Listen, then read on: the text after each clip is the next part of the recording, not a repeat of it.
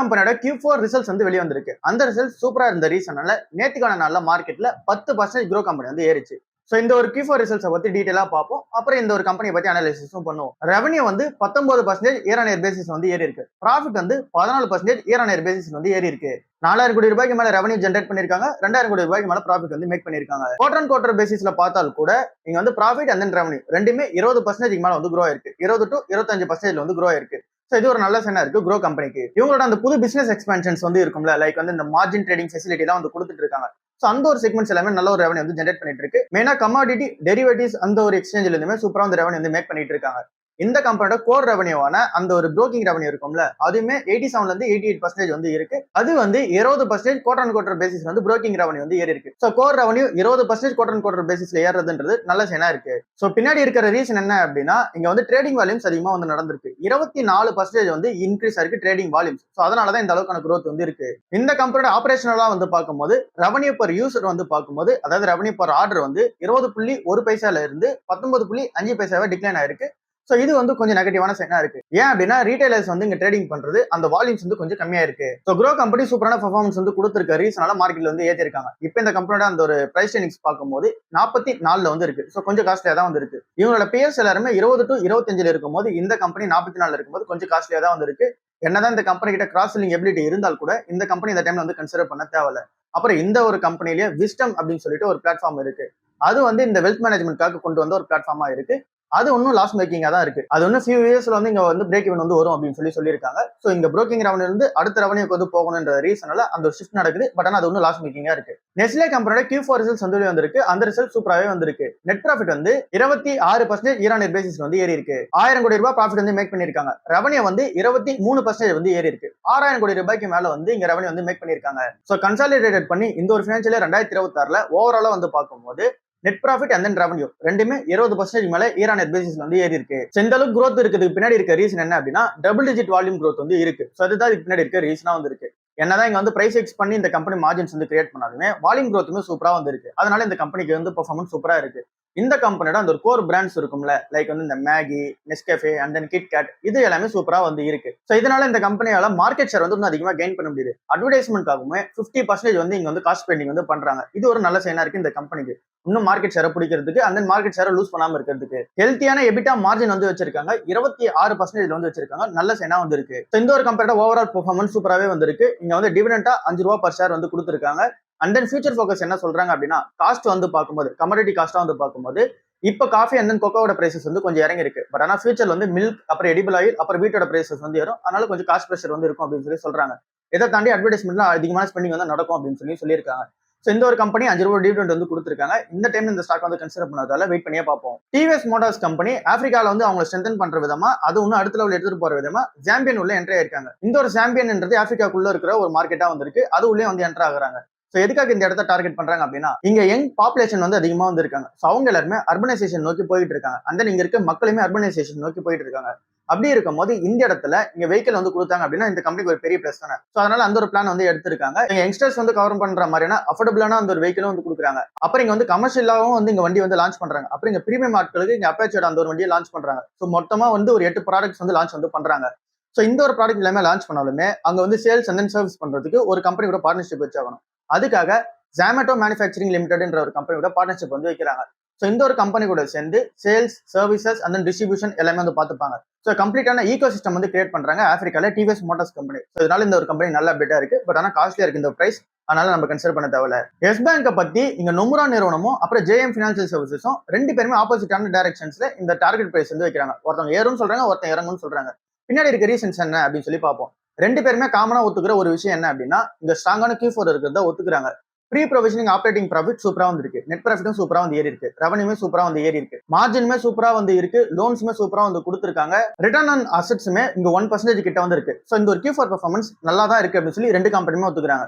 But ஆனா Nomura நிறுவனம் என்ன சொல்றாங்க அப்படின்னா, இங்க இருந்து லிமிட்டடான அப்சைட் தான் வந்து இருக்கலாம், இல்ல அப்படின்னா நியூட்ரலா வந்து இருக்கலாம். லிமிடெட் அப்சைட் அப்படின்னா 4% இங்க இருந்து ஏறதுக்கான சான்சஸ் வந்து இருக்கு. பட் ஆனா இதுவே ஜேஎம் ஃபினான்சியல் சர்வீசஸ் என்ன சொல்றாங்க அப்படின்னா, இங்க இருந்து 17% டிராப் ஆகும் அப்படின்னு சொல்றாங்க.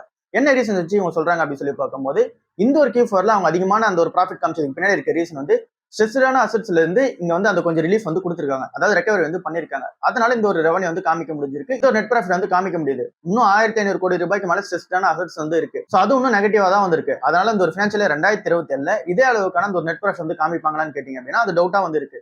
சோ அதனால இந்த ஒரு கம்பெனி வந்து ஃபியூச்சர் ரெவன்யூ பொட்டன்ஷியல் வந்து பார்க்கும்போது கொஞ்சம் கம்மியா வந்து இருக்குன்னு சொல்றாங்க. ஜேஎம் ஃபினான்ஷியல் சர்வீசஸ் இதுக்கான டார்கெட் ரேட் வந்து 17% இங்க இது கீழே விழுன்னு சொல்றாங்க. இது கூடவே சேர்ந்து நிறைய விஷயத்தை வந்து ஆட் ஆன் வந்து பண்றாங்க. லைக் வந்து இந்த டெபாசிட் ஸ்வைட்ஸா இருக்கட்டும், அண்ட் நீங்க வந்து மத்த கம்பெனிஸோட கம்பேர் பண்ணும்போது இவங்களோட பெர்ஃபார்மன்ஸ் வந்து கம்மியா இருக்கிறதா இருக்கட்டும், அதாவது இவங்களோட பேஸ் கம்பேர் பண்ணும்போது. சோ அதனால இது எல்லாத்தையும் வந்து கம்பைன் பண்ணி ஜேஎம் ஃபினான்ஷியல் சர்வீசஸ் இறங்கும்னு சொல்லி சொல்றாங்க. அண்ட் நீங்க நம்பர் 1 நிறுவனம் வந்து என்னதான் பெர்ஃபார்மன்ஸ் வந்து இப்போ வீக்கா இருந்தாலும் கூட இப்ப இருக்க வேல்யூஷன்ஸ் வந்து கரெக்டா வந்து மேட்ச் பண்ணிருக்கு. அதனால இங்க இருந்து 4% ஏறதுக்கான சான்சஸ் இருக்குதான் சொல்றாங்க. சோ இதான் எஸ் பேங்க்ல உள்ள அப்டேட்டா இருக்கு. இன்னும் இந்த கம்பெனி வந்து ரெக்கவரி வந்து ஆகணும். இவங்களோட காம்படிட்டர்ஸ் அளவுக்கு இவங்க இன்னும் போட்டி போட ஆரம்பிக்கணும். இவங்க சொன்ன மாதிரி ஒன் டைம் ரெக்கவரியால தான் இந்த ஒரு Q4 வந்து நல்லா காமிச்சிருக்காங்க. சோ ஃபர்தர் குவார்டர்ஸ் வந்து நல்லா காமிக்கணும் அப்படின்னா அந்த ஒரு பொட்டன்ஷியல் வந்து இருக்கணும். அது இந்த கம்பெனி இருக்கான்னு சொல்லி வெயிட் பண்ணி தான் பார்க்கணும். ஏஞ்சல் ஒன் அப்புறம் க்ரோ இந்த ரெண்டு கம்பெனி வந்து கம்பேரிசன் பண்ணி ஒரு ஆர்டிகல் போட்டிருக்காங்க. அதுல வந்து க்ரோ வந்து சூப்பராக பெர்ஃபார்மன்ஸ் வந்து இருக்குது, நல்லா தெரியுது. இந்த ஒரு ரெண்டு கம்பெனியோட கம்பைன்ட் ஒரு ஆர்டர்ஸா வந்து பார்த்தோம் அப்படின்னா 100 crores ஆர்டர்ஸ் வந்து நடந்திருக்கு. இந்த ஒரு Q4ல ரீட்டைல் பார்ட்டிசிபேஷன், அதாவது நம்ம வந்து பையிங் செல்லிங்லாம் வந்து பண்றோம்ல, அது எல்லாமே சூப்பரா இருக்க ரீசனால 100 crores அந்த ஒரு வால்யூம்ஸ் வந்து நடந்திருக்கு, ட்ரேடிங் வால்யூம்ஸ் வந்து நடந்திருக்கு. ஸோ இது வந்து மல்டி குவார்டர்ஸ் ஐயா வந்து இருக்கிறதா வந்து சொல்றாங்க. ஸோ இது ஒரு நல்ல சைனா இருக்கு இந்த ரெண்டு கம்பெனிக்குமே. பட் ஆனாலுமே இங்க க்ரோ வந்து ப்ராஃபிட் வைஸ் பார்க்கும்போது சூப்பரா வந்திருக்காங்க ஏஞ்சல் ஒன்ன கம்பேரிட்டிவா வந்து பார்க்கும்போது. அப்புறம் இங்க ஏஞ்சல் ஒன்னை விட இங்க க்ரோக்கு இந்த கிராஸ் செல்லிங் அந்த எபிலிட்டி வந்து சூப்பரா வந்து இருக்கு. அப்புறம் இங்க காஸ்ட் ப்ரெஷரா பார்த்தாலும் கூட ஏஞ்சல் ஒன் கம்பெனி வந்து இந்த IPL அப்புறம் வந்து ரீஇன்வெஸ்ட்மெண்ட் இதுக்காக அதிகமான காஸ்ட் வந்து ஸ்பெண்ட் பண்ணிட்டு இருக்காங்க. இங்க க்ரோ கம்பெனி வந்து அவங்கள வந்து இன்க்ரீஸ் பண்ணிக்கிறதுக்காக, அதாவது அவங்களோட மார்க்கெட்டை வந்து இன்க்ரீஸ் பண்ணிக்கிறதுக்காக அவங்களும் வந்து ஸ்பெண்ட் பண்ணிட்டு இருக்காங்க. பட் ஆனால் கம்பேரிட்டிவ்லி லெஸ்ஸா வந்து ஸ்பெண்ட் பண்ணி அதிகமான ரெவன்யூ வந்து மேக் பண்றாங்க க்ரோ கம்பெனி. ஸோ இந்த ரெண்டு கம்பேரிசன் வச்சு நம்ம பார்த்தாலும் கூட ரெண்டு கம்பெனியும் நம்மளால வந்து கன்சிடர் பண்ண முடியாது, ரெண்டுமே காஸ்ட்லியா தான் வந்து இருக்கு. ஏஞ்சல் ஒன் மட்டும் 28 பிரைஸ் வந்து இருக்கு, கொஞ்சம் கீழே இறங்கி அப்படின்னா அந்த டைம்ல பாத்துக்கலாம். எக்ஸல் டெக் கம்பெனியோட Q4 ரிசல்ட்ஸ் வந்து வெளியே வந்திருக்கு. அந்த ஒரு ரிசல்ட்ஸ் எப்படி இருக்கு அப்படின்னு சொல்லி பார்ப்போம். குவார்டர் அண்ட் குவார்டர் பேசிஸ்ல நெட் ப்ராஃபிட் வந்து சூப்பரா வந்து ஏறி இருக்கு. ஈரானியர் பேசிஸ்லுமே சூப்பரா ஏறி இருக்கு. எவ்வளவு வந்து நெட் ப்ராஃபிட் பண்ணிருக்காங்க அப்படின்னா 4400 கோடி ரூபாய்க்கு மேல நெட் ப்ராஃபிட் வந்து பண்ணிருக்காங்க. 4% ஈரானியர் பேசிஸ்லயும் 10% குவார்டர் அண்ட் குவார்டர் பேசிஸ்லயும் நெட் ப்ராஃபிட் வந்து ஏறி இருக்கு. ரெவன்யூ வந்து பார்க்கும்போது ஈரானியர் பேசிஸ்ல 12% மேல ரெவன்யூ வந்து ஏறி இருக்கு. 33,000 கோடி ரூபாய்க்கு மேல ரெவன்யூ வந்து மேக் பண்ணிருக்காங்க. அண்ட் தென் இந்த கம்பெனியோட quarter and quarter revenue growth பொறுத்தல அது கொஞ்சம் ஃபிளாட்டா தான் இருக்கு, பெருசா வந்து ஏறல. கான்ஸ்டன்ட் கரன்சி டேர்மா பார்க்கும்போது ரெவன்யூ வந்து இயர் ஆன் இயர் பேசிஸ்ல 2.4% இருக்கு. இது ஒரு நெகட்டிவான சைனா இருக்கு. இது இன்னும் அதிக லெவல்ல வந்து க்ரோ ஆகிக்கணும், பட் ஆனா அந்த அளவுக்கான growth வந்து இல்ல.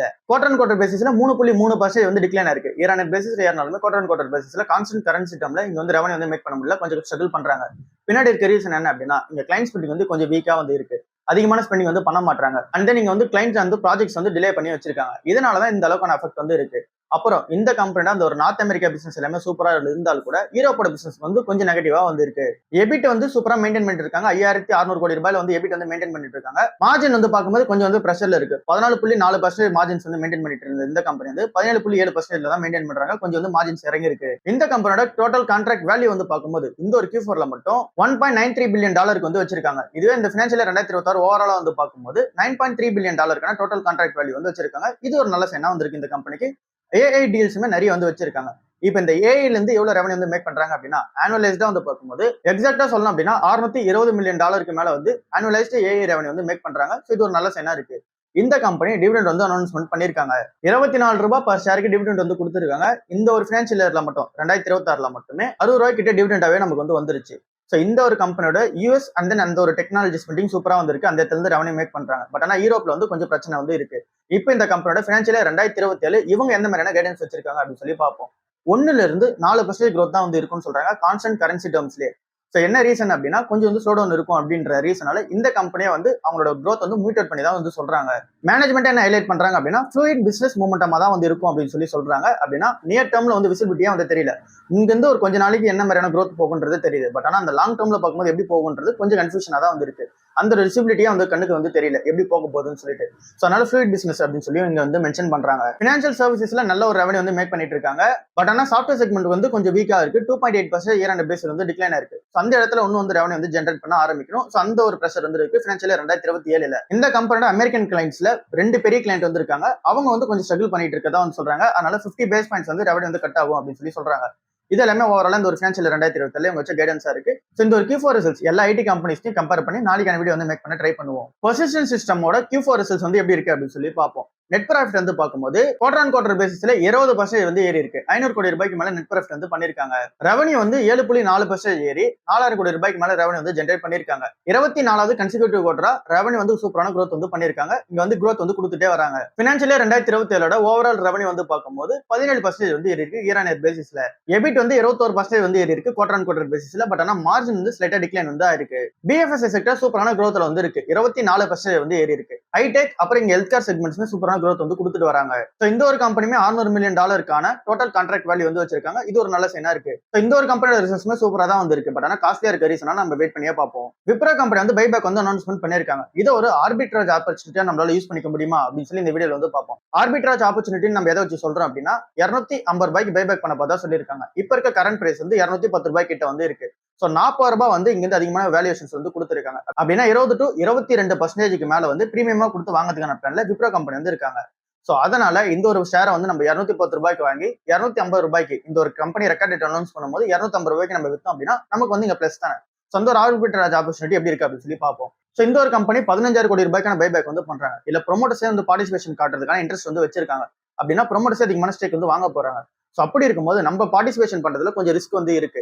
அக்செப்டன்ஸ் ரேஷியோ அப்படின்னு சொல்லிட்டு ஒன்னு இருக்கு. அக்செப்டன்ஸ் ரேஷியோ அப்படின்னா நீங்க வந்து 100 ஷேர் கொடுக்குறீங்க அப்படின்னா அதுல அவங்க எவ்வளவு ஷேர்ஸ் எடுத்துக்கிறாங்களோ அதுக்கு மட்டும் தான் உங்களால வந்து இங்க ஆர்பிட்ரேஜ் வந்து பாத்துக்க முடியும். சோ அவங்களே ஃபியூச்சர் growth எல்லாமே சூப்பரா இருக்கும். எங்க கம்பெனி நாங்களே வந்து பை பேக் பண்ணிக்கிறோம் அப்படின்னு சொல்லி அவங்களே உள்ள வரும்போது நம்ம லாங் டர்ம் இன்வெஸ்டர்ஸ் தானே. சோ நம்மளுமே வந்து இந்த ஒரு ஷேர் வந்து ஹோல்ட் பண்ணி வைக்கிறது தான் பெட்டரான சாய்ஸா வந்து இருக்கு.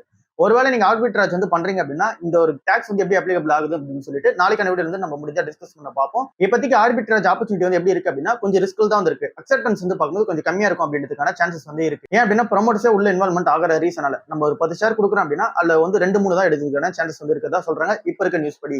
ரிலையன்ஸ் பவர் கம்பெனில ஒரு நெகட்டிவான கேஸ் அப்டேட் வந்து வந்திருக்கு. அது என்ன அப்படின்னு சொல்லி பார்க்கும்போது அந்த கம்பெனியோட சிஎஃப்ஓ கூட சேர்ந்து இன்னும் 2 பேர் வந்து அரெஸ்ட் பண்ணிருக்காங்க டெல்லியில.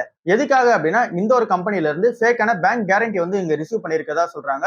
Solar energy corporation of India company. அதனால அந்த ஒரு கம்பெனி வந்து கம்ப்ளைண்ட் ஃபைல் பண்ணிருக்காங்க. அதனால இந்த ஒரு சிஎஃப்ஓ அது கூட சேர்ந்து ஒரு 2 பேர் வந்து அரெஸ்ட் வந்து பண்ணிருக்காங்க. 136 கோடி ரூபாய்க்கான இங்க பேங்க் கேரண்டி வந்து ஃபேக்கா வந்து கொடுத்திருக்காங்க. சோ இதுல வந்து 2 பேங்க் கேரண்டி வந்து பண்ணிருக்காங்க. ஒன்னு வந்து 68 கோடி ரூபாய்க்கு, இன்னொன்னு வந்து 68 கோடி ரூபாய்க்கு. இதை வந்து ஃபேக்கா வந்து ஜென்ரேட் வந்து பண்ணிருக்காங்க. இதை பண்ணி இங்க ஸ்டேட் பேங்க் ஆஃப் இந்தியா கிட்ட வந்து கொடுத்திருக்காங்க. இதுக்கான அந்த ஒரு மெயில் கன்ஃபர்மேஷன், எஸ்எம்எஸ், அப்புறம் அதுக்கான டாக்குமெண்ட்ஸ் எல்லாமே ஃபேக்கா வந்து இருக்கு. சோ இது எல்லாத்தையுமே இங்க நோட் பண்ண சோலார் கம்பெனி வந்து இதுக்கான கம்ப்ளைண்ட் வந்து கொடுத்தாங்க. அதுக்கு திரும்பி போலீஸும் வந்து ஆக்ஷன் வந்து எடுத்திருக்காங்க. சோ இந்த ஒரு ரிலையன்ஸ் பவர் கம்பெனி பக்கம் போகாம இருக்கிறதே பெட்டரா வந்து இருக்கு. நீங்க லாஸ்ட் ஒரு 1 இயர்ல கன்சிடர் பண்ணி வச்சிருக்கீங்க அப்படின்னா நீங்க வந்து இங்க நெகட்டிவ்ல தான் வந்து இருப்பீங்க. லாஸ்ட் ஒரு 1 மந்த் முன்னாடி கன்சிடர் பண்ணீங்க அப்படின்னா பாசிட்டிவ் இருக்க மாதிரி தெரியும். லாஸ்ட் ஒரு 5 இயர்ஸா பார்த்தாலும் பாசிட்டிவ்ல இருக்க மாதிரி தெரியும். பட் ஆனா 4 ரூபாயில இருந்து திடீர்னு 60 ரூபாய் போகும். திடீர்னு இப்போ 28 ரூபாய் வந்து ட்ரேட் ஆயிட்டு இருக்கு. இப்போ இந்த நெகட்டிவ் நியூஸ்னால இறங்கிறதுக்கான சான்சஸ் இருக்கு. அதனால இந்த ஒரு கம்பெனி போகாம இருக்கிறதே பெட்டரா வந்திருக்கு. நிறைய நெகட்டிவான கேசஸ் வந்து இந்த கம்பெனி மேல ஃபைல் பண்ணப்பட்டிருக்கு. அதனால பார்த்து இருக்கிறது பெட்டரா இருக்கு. சென்செக்ஸ் and நிஃப்டி 50 ரெண்டுமே ஒரு 3 நாள்ல நல்ல ஒரு ட்ராக்ஷன்ஸ் வந்து இருந்துச்சு. ஸோ இது பின்னாடி இருக்க ரீசன் என்ன அப்படின்னா இங்க வார்சனல் வந்து முடிவுக்கு வந்துடும். அண்ட் நீங்க ஆயிலோட பிரைசஸ் வந்து கம்மியா இருக்க ரீசனால டேரக்டா நம்மளோட இந்தியன் மார்க்கெட்டுக்கு ஒரு பெரிய பிளஸா வந்து இருக்கும் அப்படின்ற நியூஸ்னால இங்க மார்க்கெட் ஓவரால் மார்க்கெட்டே வந்து ஏறி இருக்கு. ஸோ அது வந்து இன்னும் கண்டினியூ ஆகுமா அப்படின்னு சொல்லி கேட்டீங்க அப்படின்னா குரூட் பிரைஸ் வந்து கம்மியா இருக்கும் போது அது வந்து கண்டினியூ ஆகுதுக்கான சான்சஸ் வந்து இருக்கு. இங்க இருந்து 10% நிஃப்டி 50யும் சென்செக்ஸும் ஏறதுக்கான சான்சஸ் வந்து இருக்கதா சொல்றாங்க ஒரு ஆர்டிகல்ல. அப்படின்னா 85,000 பாயிண்ட் வந்து சென்செக்ஸ் கிராஸ் பண்ணும், 25,000 பாயிண்ட்டுக்கு மேல நிஃப்டி 50 வந்து கிராஸ் பண்ணி போகும் அப்படின்னு சொல்லி ஒரு ஆர்டிகல் வந்து சொல்றாங்க. இப்ப இருக்கிற அந்த ஒரு சினாரி எப்படி இருக்கு அப்படின்னு சொல்லி பார்க்கும்போது அந்த ஒரு வார்க்கான அந்த ஒரு சீஸ்ஃபயர் வந்து போட்டிருந்தாங்க. அந்த ஒரு சீஸ்ஃபயருமே இப்போ வந்து டெட்லைன் கிட்ட வந்து வந்துருச்சு. இது வந்து எக்ஸ்டென்ஷன் பண்ற பிளான்ல இருக்காங்க. யூஎஸ் வந்து இங்க வந்து பாகிஸ்தானோட ஒரு பேச்சை கேட்டு இந்த ஒரு சீஸ்ஃபயர் வந்து எக்ஸ்டென்ஷன் வந்து பண்ற பிளான்ல இருக்காங்க. இதுக்கு ஈரான் வந்து கம்ப்ளீட்டா வந்து அகைன்ஸ்டா வந்து இருக்காங்க. இதுக்காக நான் அபிஷியல் அக்ரிமெண்ட் நாங்க எதுவுமே போடல. பட் ஆனா நீங்க எப்படி எக்ஸ்டெண்ட் பண்ணுவீங்க அப்படின்ற மாதிரி ஈரானோட சைட்ல இருந்து வர அந்த ஒரு டிமாண்டா வந்து இருக்கு. சோ பாகிஸ்தானோட பேச்சு கேட்டு இங்க டொனால்டு ட்ரம்ப் அவர்கள் வந்து என்ன பண்ணிருக்காங்க அப்படின்னா இந்த ஒரு சீஸ் ஃபயர் இன்னும் கொஞ்சம் எக்ஸ்டென்ஷன் பண்றதுக்கான அந்த ஒரு பிளான்ல வந்து இருக்காங்க. சோ அதனால இன்னும் போர் வந்து முடிவுக்கு வரல. அந்த ஒரு சீஸ் ஃபயர் வந்து எக்ஸ்டென்ஷன் ஆகி போயிட்டு இருக்கு. அண்ட் தென் இந்த ஒரு யூஎஸ் கவர்மெண்ட் என்ன பண்றாங்க அப்படின்னா இங்க வந்து பிளாக்கேட் வந்து பண்றாங்க. நேவல் பிளாக்கேட் வந்து பண்றாங்க. ஈரானுக்கு போகக்கூடிய அந்த ஒரு ஷிப்ஸ் எல்லாமே போறது அப்புறம் வருது ரெண்டுத்தையுமே வந்து இங்க வந்து பிளாக் வந்து பண்றாங்க. இதுக்கு வந்து இங்க ஈரான் கவர்மெண்ட் வந்து இது வந்து நெகட்டிவா வந்து இருக்கு. இது வந்து வார தூண்டுற மாதிரியான ஒரு விஷயமா தான் வந்து இருக்கு. இது வந்து எங்களால ஒத்துக்க முடியாது. இது வந்து ஆக்ட் ஆஃப் வார் மாதிரி தான் இருக்கு. சோ அதனால இது எல்லாமே எங்களால ஒத்துக்க முடியாது அப்படின்னு சொல்லி ஈரான் வந்து ஸ்ட்ராங்கா இருக்காங்க. அப்புறம் இங்க ஈரான் வைக்கிற அந்த ஒரு டிமாண்ட்ஸ் எல்லாத்துக்குமே யூஎஸ் வந்து இங்க ஒத்துக்க மாட்டேங்கிறாங்க. பாகிஸ்தான் வந்து இதை நெகோசியேஷன் பண்ணி வைக்கிறதுக்கான பிளான்ல வந்து இருக்காங்க. நெகோசியேட்டும் பண்றாங்க. பட் ஆனா இன்னும் அந்த ஒரு ப்ராசஸ் வந்து முடிச்சு வைக்க முடியல. இது இன்னும் அப்படியே கண்டினியூ ஆகிட்டே தான் வந்து இருக்கு. இதை தாண்டி இஸ்ரேல் அப்புறம் லெபனான்குள்ள அந்த ஒரு பிரச்சனை வந்து இன்னும் போயிட்டே தான் வந்து இருக்கு. ஸோ ஓவராலா வந்து பார்க்கும்போது இங்க இன்னும் அந்த ஒரு போர்ஷன் இன்னும் முடிவுக்கு வரல. ஸோ இப்போ இந்த ஒரு நியூஸ் வந்த ரீசனாலே க்ரூட் ஆயிலோட பிரைஸ் வந்து சூப்பரா வந்து ஏறி இருக்கு. $100 per barrel கிட்ட வந்து போயிடுச்சு. அதனால இன்னைக்கு நல்ல மார்க்கெட் எப்படி இருக்க போகுது அப்படின்னா நெகட்டிவ்ல தான் இருக்க போகுது. கிஃப்ட் நிஃப்டி வந்து 155 பாயிண்ட் வந்து இங்க நெகட்டிவ்ல வந்து இருக்கு. ஸோ நம்மளோட மார்க்கெட்டுமே நெகட்டிவ்ல தான் இருக்கும். ஏஷியன் மார்க்கெட்ஸை பொறுத்தவரை ஒரு சில மார்க்கெட் வந்து பிளஸ்லயும் ஒரு சில மார்க்கெட் நெகட்டிவ்லயும் வந்து க்ளோஸ் ஆயிருக்கு. நம்மளோட மார்க்கெட்டுமே இன்னைக்கான நாள்ல கொஞ்சம் வந்து ப்ரெஷர் வந்து இருக்கும், நெகட்டிவா இருக்கிறதுக்கான சான்சஸ் ஹெவியா வந்து இருக்கு. யூஎஸ் மார்க்கெட்டுமே இங்க பார்க்கும்போது கொஞ்சம் வந்து பிளஸ்ல வந்து க்ளோஸ் ஆயிருக்கு. பட் ஆனா குரூட் ஆயில் பிரைஸ் ஏறின ரீசனால இன்னைக்கான மார்க்கெட் எல்லா இடத்துலயுமே நெகட்டிவ்ல தான் இருக்க போகுது. எஃப்ஐஐஸ் இத்தனை நாளா வந்து வித்துட்டு இருந்தவங்க இப்போ கொஞ்சம் கொஞ்சமா வந்து பை பண்ண ஆரம்பிச்சிருக்காங்க. மார்ச் மாசத்தை கம்பேர் பண்ணும்போது ஏப்ரல் மாசத்துல இங்க செல் ஆஃப் வந்து கம்மியா தான் இருக்கு. கொஞ்சம் பேர் வந்து பை பண்ணிருக்காங்க. பட் ஆனா இன்னைக்கான நாள்ல இருந்து என்ன நடக்கும்னு சொல்றாங்க அப்படின்னா, எஃப்ஐஐஸ் வந்து திரும்ப செல் ஆஃப் வந்து பண்ண ஆரம்பிப்பாங்க, டிஐஸ் வந்து திரும்ப பை பண்ணுவாங்க அப்படின்னு சொல்லி சொல்றாங்க. சோ பார்க்கலாம் என்ன நடக்குதுன்னு சொல்லிட்டு. கோல்டு அண்ட் சில்வர் என்ன அப்டேட் அப்படின்னு சொல்லி பார்க்கும்போது பெருசா நம்பூர் ஸ்டாண்டர்ட்ல இங்க வந்து கோல்டு அண்ட் சில்வர் பெருசா வந்து மூவ்மெண்ட் வந்து கிடையாது. கோல்டு வந்து 15,600 கிட்ட தான் வந்து 24 கேரட் வந்து இருக்கு. ₹1 ₹2 வந்து ஏறுது இறங்குது, இது ரேஞ்சில் தான் இருக்கு. 22 கேரட் வந்து 14,300 கிட்ட வந்து இருக்கு. அதுமே ₹1 ₹2 வந்து ஏறுது. ₹10 தான் அந்த ஒரு பிரைஸ் டிஃபரன்ஸ் வந்து இருக்கு. இங்க வந்து இன்டர்நேஷனல் ஸ்டாண்டர்டா வந்து பார்க்கும்போது $4,700 வந்து கோல்டு வந்து இருக்கு. சில்வர் வந்து $77 per ounce வந்து இருக்கு. ஸோ இதுதான் இன்னைக்கான ஓவரால் மார்க்கெட் அப்டேட்டா இருக்கு. அடுத்த வீடியோல வந்து சந்திப்போம். பாய். அண்ட் தென் இங்க எல்லாருமே ஓட்டு போடுறதுக்கான அந்த பிளான்ல வந்து எல்லாரும் இருப்பீங்க. ஸோ கண்டிப்பா எல்லாரும் இங்க சென்னையிலயோ இல்ல அப்படின்னா பெங்களூர்லயோ இருக்கீங்க, இல்ல வெளியூர்ல இருக்கீங்க அப்படின்னா கண்டிப்பா அங்க ஓட் போடுறதுன்றது ரொம்ப வந்து முக்கியமான ஒரு விஷயமா இருக்கு. ஸோ எல்லாருமே அவங்களோட ஓட்டு போய் நம்ம செலுத்திடுவோம். ஸோ இதுதான் இன்னைக்கான ஓவரால் வீடியோ. அடுத்த வீடியோவில் சந்திப்போம். பாய்.